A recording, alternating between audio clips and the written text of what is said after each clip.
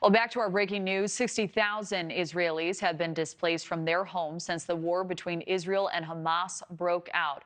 60,000. These are families who have lost everything. But already, people from around the world have been springing into action to help those in need, feeding people on the front lines, providing critical equipment and essential supplies to first responders, and also making sure those who had to run from terror now have a safe place to stay. We'd like to welcome Michael Mistretta now, who joins us from Jerusalem. He's the CEO of FIRM, which stands for Fellowship of Israel-Related Ministries, which has been welcoming displaced families from northern Israel into safety. Michael, it's so great to have you.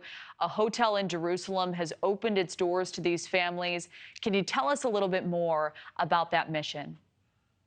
Thanks for having me, Callie. Yeah, I think we've seen the sheer number of displaced people. I know 60,000 is the official number, but we're hearing many, many more who are coming from the south and now from the north. You saw the footage a little earlier of Kiryat Shmona, one of the largest cities up in the northern border between Israel and Lebanon. 22,000 people today. They began to evacuate.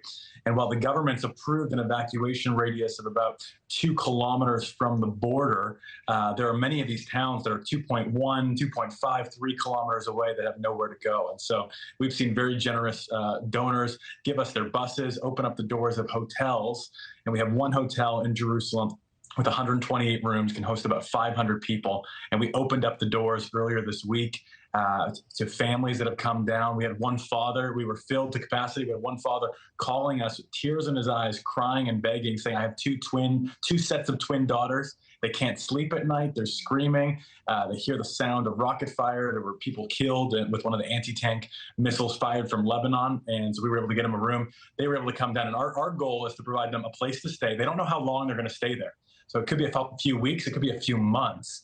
But really to give them a place to stay, to give them food, and to help them feel home. In fact, to give activities for the children. We've opened up game rooms, and they've had cooking classes and all sorts of activities just to give them a taste of normalcy as we are not sure what's going to happen. But it seems like things on the northern border with Hezbollah are heating up. Oh, that is so wonderful to hear some much needed relief after all these families have gone through. I can't even imagine their gratitude. What have they told you, Michael? You know, they're so grateful just to have a place, and they can't even believe it. At first, the first question out of everyone's mouth when they walked in the door was, how long can we stay? And for us to be able to tell them, you know, as long as you need to be here, we have it covered. I mean, I saw one of these families walk into the room, and all Hebrew speakers, but one of the kids just said, oh my gosh, this is our new home. And so really trying to give people a taste. You know, the parents were all grieving as they came in, but the children came in to stuffed animals and gift baskets, and they were smiling and running around. I was there earlier today just seeing some of their faces, and I think it gives the parents such calm knowing that while their lives have really turned upside down, for their children at least, this feels like a home away from home. That is so beautiful. An oasis in this horrific storm. I understand you're also helping first responders. Can you describe the kinds of services you're providing to them as well? Yeah, so in Israel, especially down near the Gaza border, there's 22 communities, all like kibbutzes or moshavs, small communities.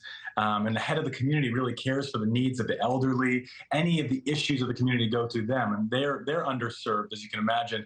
Most of the army personnel have gone into protecting the border region, getting ready for a potential ground operation. And so we were there to resource them, whether that's with generators or mattresses or battery packs. Whatever their needs are. Some are elderly. They can't actually evacuate their homes, and so they need extra supplies of food and water, which have been limited quantities.